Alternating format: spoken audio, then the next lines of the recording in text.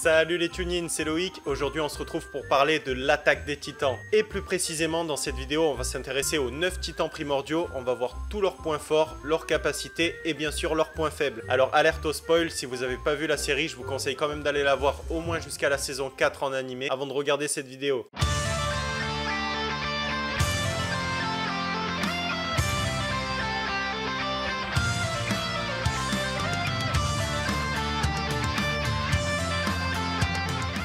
Et on commence avec la base de la base, le titan assaillant qui est contrôlé par Eren. Ce titan mesure environ 15 mètres. Par contre, ses capacités sont assez limitées et en général, on va le voir combattre essentiellement au corps à corps. Ce titan va gagner considérablement en puissance quand son détenteur va se mettre en colère. Mais en contrepartie, le possesseur se laisse complètement submerger par sa rage. Et on le voit avec Eren qui a failli dévorer Annie parce qu'il ne savait plus du tout ce qu'il faisait. Et on poursuit justement avec le titan féminin qui est contrôlé par Annie. Ce titan mesure environ 14 mètres de haut. Il a la capacité d'attirer des titans vers sa position en très grand nombre et sur de très grandes distances. Et cette technique est utilisée par Annie pour éviter de transmettre des informations au bataillon d'exploration. Ce titan est capable de rigidifier certaines parties de son corps grâce à un cocon de glace qui est très résistant. Il a une grande endurance et une grande mobilité, mais par contre par la suite il faut à son détenteur une grande période de récupération. On continue avec le titan mâchoire qui mesure environ 6 mètres. Il peut se déplacer sur ses 4 membres et il possède des mâchoires et des ongles qui sont blindés et très puissants. Et pour preuve, il est même parvenu à briser le cocon de cristal de Lara qui possédait le titan marteau. Il a une grande agilité et une grande mobilité, notamment dans un terrain comme la forêt. Par contre, il a une résistance assez faible et il va être mis en difficulté s'il est encerclé ou s'il est attrapé par un autre titan. On poursuit avec le titan cuirassé qui est possédé par Reiner et qui mesure environ 15 mètres. Le gros point fort de ce titan, c'est qu'il possède des plaques de peau blindées sur tout son corps, le rendant quasiment indestructible. Et pour preuve, quand il a attaqué le mur, il a encaissé les coups de canon sans aucune égratignure. Par contre, il peut être vulnérable contre les armes de haute puissance, comme par exemple l'artillerie anti-titan de l'Alliance du Moyen-Orient ou encore les nouvelles lances du bataillon d'exploration. Et surtout, son gros point faible, c'est sa vitesse qui est fortement diminuée à cause de son blindage. C'est pour ça qu'il peut choisir de faire sauter son armure et notamment au niveau de ses genoux pour augmenter sa vitesse de course.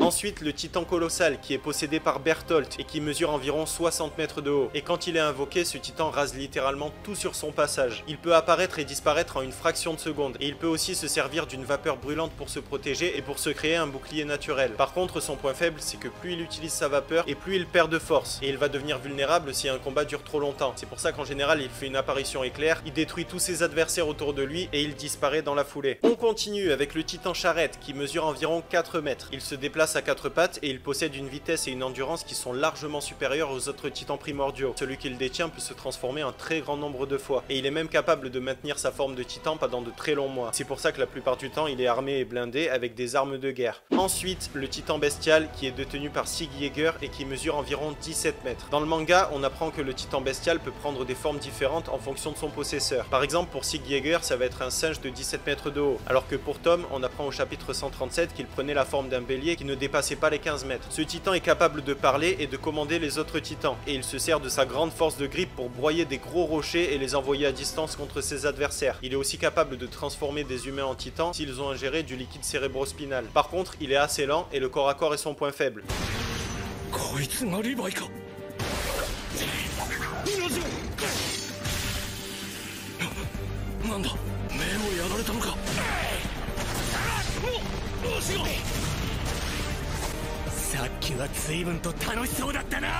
Et on poursuit avec le titan marteau d'armes qui est d'abord détenu par Lara, puis assimilé par Eren lors de la bataille de Revelio. Ce titan mesure environ 15 mètres et son gros point fort c'est que son détenteur n'a pas besoin de se situer à l'intérieur du titan, à condition qu'il soit relié par un cordon de chair. Ce titan est aussi capable d'utiliser le durcissement pour créer des armes pour détruire ses ennemis en les prenant par surprise. Par contre, comme on l'a vu, l'endurance de ce titan est son point faible et plus il va utiliser son pouvoir et moins il va être efficace. Et on termine avec le plus puissant des titans, le titan originel. On sait qu'il s'est transmis de génération en génération au sein de la famille Fritz, puis qu'il a été dérobé par Grisha Jäger qui l'a transmis à son fils. C'est avec ce titan que le roi Fritz de l'époque va menacer le monde, et c'est aussi grâce à lui qu'il va construire les 3 murs qui protègent son peuple. Grâce à ses capacités exceptionnelles, ce titan est le plus puissant de tous. Déjà, il peut commander à tous les autres titans, comme on l'a vu par exemple avec Eren qui a arrêté le titan souriant. Il est aussi capable de transformer tous les Eldiens en titans, et il peut même manipuler la mémoire de tout le peuple d'Ymir. Son seul inconvénient, c'est que pour utiliser tous ses pouvoirs, il doit être en contact avec un héritier de sang royal. まずいベルトルトを守りきれねえ Et voilà pour cette vidéo, j'espère qu'elle vous a plu. Si c'est le cas et que vous voulez me soutenir comme d'hab, pensez à la liker et à vous abonner. On se retrouve super vite pour une nouvelle vidéo, un nouveau manga, et en attendant que la force vous anime les tunines,